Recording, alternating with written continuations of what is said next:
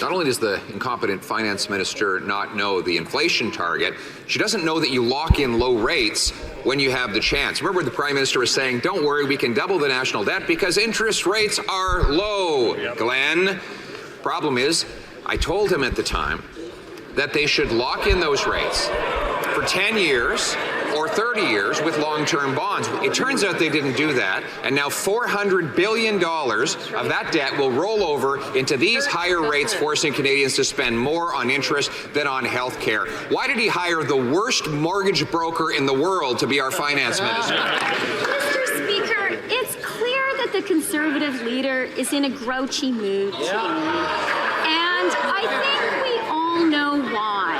The only thing he knows how to do is talk down Canada. And what he just cannot bear is the reality that thanks to our fiscally responsible economic plan, inflation is at a 3-year low. That's right. Inflation has been within the Bank of Canada's for 4 months in a row. That's good news for Canada and Canadians. Wow, guys, that's Chrystia Freeland, the big specialist on everything Canada and finance. Today is January 8th, second day of Christmas for anybody celebrating Christmas on January 7th, any Orthodox Christians. Merry Christmas to everybody again. But moving on, I wanted to really hit home on some painful news here, guys. We have 3 people that died in one emergency room in Edmonton in a single day. And it wasn't during a natural disaster, wasn't during war, and it wasn't during a pandemic lockdown. People literally died waiting. So doctors are saying they're operating in disaster mode every single day. Ambulances are lining hallways. Patients are waiting for hours, sometimes days, without beds, without care, without any dignity. And yet, this isn't the lead story in the country. That literally should tell us that there's something deeply wrong with what's going on in Canada. And before I run through this story real quick, this isn't just an Edmonton problem. I just picked out this article because it's just one in a slew of healthcare disasters that happened in Canada. I did a number of episodes on what's going on in Quebec. There's a big exodus of doctors leaving Quebec. Even with that exodus, even if they weren't leaving, Quebec would still be down at least 1,000 general practitioners, guys. The Atlantic provinces have problems. Ontario has problems with wait times. Literally the whole country is just consumed in these extremely long wait times, and no one's actually addressing it. So again, this isn't an Edmonton problem. It's cross country. Everywhere emergency rooms are overflowing. Patients are leaving without actually being seen. Doctors are begging government to declare emergencies. Nurses are burning out. Families are grieving. And at that exact same time, political attention is elsewhere. All we hear is Ukraine. Oh, we gotta stick it back to the U.S. We gotta get a better trade deal. Oh, let's get some investment from the Arabs in the Gulf states. Guys, we have people quite literally dying in emergency rooms. And I can go down and down that road and talk shit about all the disaster of the lack of foresight from the people that we're looking to get investments from. But a little bit more of a pressing matter is people are literally dying. We're short-staffed. We don't have enough hospitals. Billions are being announced with confidence abroad, while doctors at home are pleading just to keep people alive. Guys, this isn't an episode about one province. It's not about one hospital. It's about priorities. Where are ours? Where are they? Where are Canada's priorities? We're a country in a nation that prides itself on free healthcare. That's one of our big differentiating factors from the US is we got free healthcare and it's great, but people are literally fucking dying. Because when people are dying in emergency rooms, everything else honestly just becomes secondary. And it should be secondary. People should not be dying in emergency rooms. Let me give this a quick little read. It goes, doctors working in Edmonton's major hospitals are calling on the Alberta government to declare a state of emergency because there is no room to safely accept patients, guys. They don't have enough space to safely accept patients. That's a catastrophe. That is awful. The call comes shortly after the much publicized death of Prashant Srikumar, who died on December 22nd after spending 8 hours in the emergency room at Edmonton's Grey Nuns Community Hospital. My condolences to the family. That's a fucking catastrophe, guys. That's awful. 8 hours. This guy's sitting in pain, laying there, complaining. No one has a look at him. They can't even accept the guy. On Wednesday, the Globe and Mail learned that he was actually one of 3 people who died in the Grey Nuns ER that day. So he wasn't the only guy. There was another 2 people that died in the same day because they couldn't accept them. I'm dumbfounded. And then when you have the news from Alberta, from Quebec, this big exodus of people, these doctors are looking for new provinces to practice in. We had that catastrophe in the Atlantic province as well. They're taking in anybody. They're not even looking at the guy's track record of abuse. Every province is desperate for healthcare workers, and we're not treating it as a national emergency, right? Like it's a sad day. Honestly, it's embarrassing, but it's truly a sad day. Hospitals in Edmonton have been struggling for years to keep up with patient demand, especially in the wake of COVID-19, but added pressure such as rapid population growth, underfunding, and the strain of alternative level of care, or ALC, patients have pushed them to the brink. Yeah, so, I mean, the population has just been increasing too much, and we don't have any answers. And so when you see Danielle Smith talking about having a hybrid model in the province for healthcare, it's because the province doesn't have enough money to finance this on its own. So the best next option is to allow healthcare practitioners to open up private practices. I'd imagine that the goal would be that they would attract healthcare professionals from other provinces to come and open up private practices in Alberta. Honestly, if that's the answer, then so be it, man. Just pay health insurance and go to private healthcare practitioners. I'm sure that the service is going to be better than in state healthcare. They're going to be probably kinder to you. They're gonna give you your diagnoses immediately.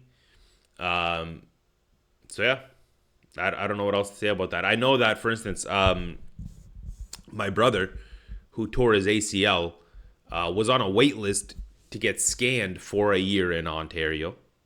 Okay.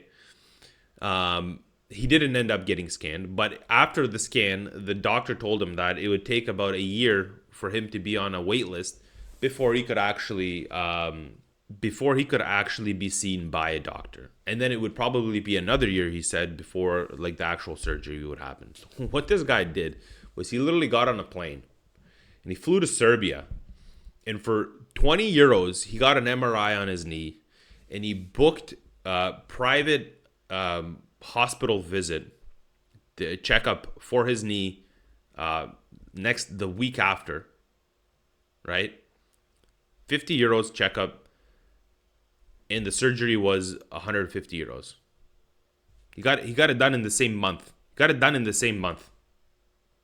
Guys, this is embarrassing. This should not be happening in Canada. This shouldn't be happening anywhere in the world, but it definitely should not be happening in Canada. And it says here, it goes, Edmonton also serves as a referral center for patients from all of Northern Ontario and the Northwest Territories who need specialized treatment, a catchment area that is significantly larger than Calgary's. The annual influenza season, one that is shaping up to be the worst in years, is adding to the strain. Paul Parks, president-elect of the Emergency Physicians section of the Alberta Medical Association, said emergency and internal medicine physicians in Edmonton have exhausted all options to meet patient demand. He said the situation is putting patients at serious risk of harm, which prompted the call to action. We are operating in disaster mode every day, Dr. Park said. We are at this point where the only way that we can safely take care of new patients coming in is if we have to activate an emergency plan. Guys, this type of stuff should not be happening. Ever. Like, quite literally ever. But it's systematic. It's daily in Canada. And so, we talk a lot about sovereignty in Canada, borders, foreign influence, international law, but real sovereignty it should start much closer to home, right? A sovereign country can protect its citizens at their most vulnerable moment. And if you collapse in public, if you have a heart attack, or if your child can't breathe, the most basic promise of the state is this: help will come. We will give you the best healthcare possible to save you, to save your family. That promise is systematically broken in Canada. Emergency care is not a luxury service, guys. This is the foundation of a functioning country, of functioning healthcare. When hospitals operate in permanent crisis mode, when doctors say patients are at serious risk of harm simply by showing up, guys, that's not a strained system. That's a failed obligation. That's a system collapsing. In a country that cannot deliver emergency medical care, is not fully sovereign in practice. No matter how many speeches it gives about, values that we have around the world and that we share with our partners globally. Guys, we can't heal our own people.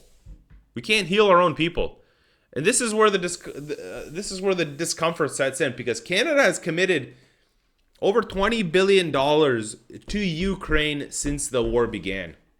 And another $2.5 billion has already been announced in 2026.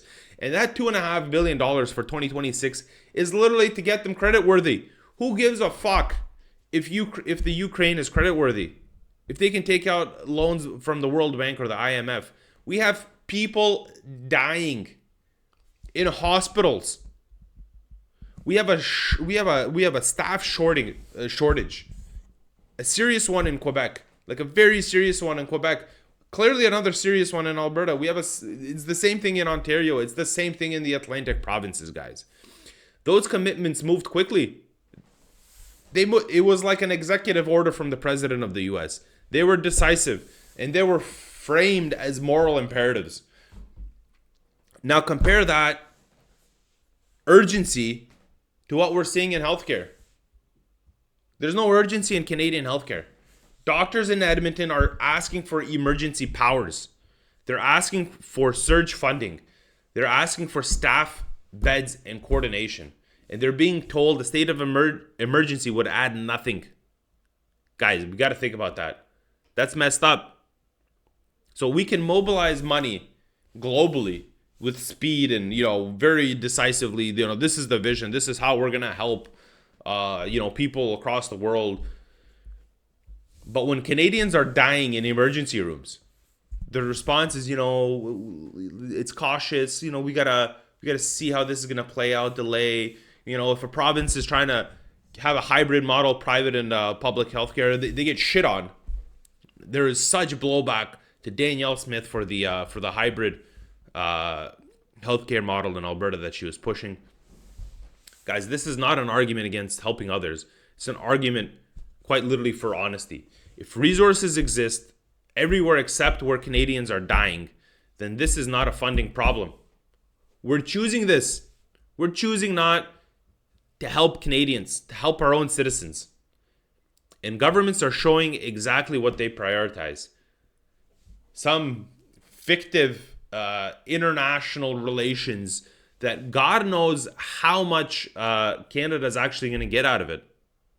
What is Canada going to get out of the Ukraine being creditworthy with the World Bank?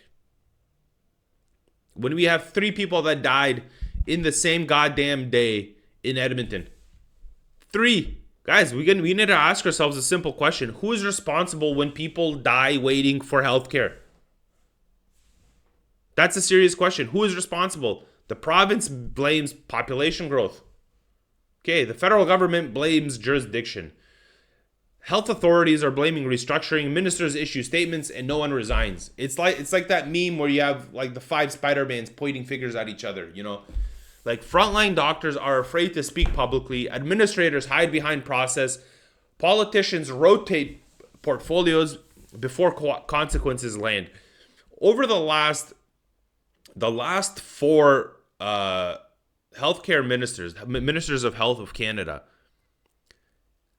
each had a tenure of about 2 years. It was like 18 months. They're switching health ministers. We're switching health ministers like socks, guys. So that no one is responsible for a tough choice that needs to be made. Guys, what the fuck? We can't do that. Complexity has become a shield. We're living in a constant state of ambiguity. And in any other system, repeated deaths would trigger firings, audits, and reform. In healthcare, they trigger press releases. When everyone is technically responsible, no one is personally accountable. And that's exactly what they're trying to do. That's exactly what they're trying to do. That's not governance, guys. This is abdication. We need to fix this. We need to fix this. This failure is literally damning. It's the first duty of the first duty of government is not ideology. And it's not optics. It's not foreign applause. It is protecting life in the country that you're serving. Healthcare, that's not charity, man. It's not a bonus program that Canadians pay for with some of the highest taxes in the world. We're being taxed to oblivion. We're saying that it goes to healthcare, but our healthcare is shit. People are fucking dying in hospitals. They're not even in the hospital bed. They're dying in the waiting room. And for decades, governments promised that centralized control would deliver universal care safely and efficiently. But what we're seeing now is centralized control without any fucking delivery. It's only big promises, poor execution, there's no accountability. And if this is the outcome of the current model, pretending that more bureaucracy will fix it is delusional. And guys, this affects everyone. Like, this is what this means for Canadians. It affects everyone. It doesn't matter who you vote for. It doesn't matter how much you earn. It doesn't matter really where you live. At some point, you or someone you love will need emergency care. And more Canadians are starting to wonder whether the system will be there when that moment comes. Honestly, trust in institutions, it doesn't collapse overnight. It erodes quietly, death by death, hallway by hallway. And when doctors publicly warn that patients are at serious risk just by walking through the goddamn door, something's seriously broken.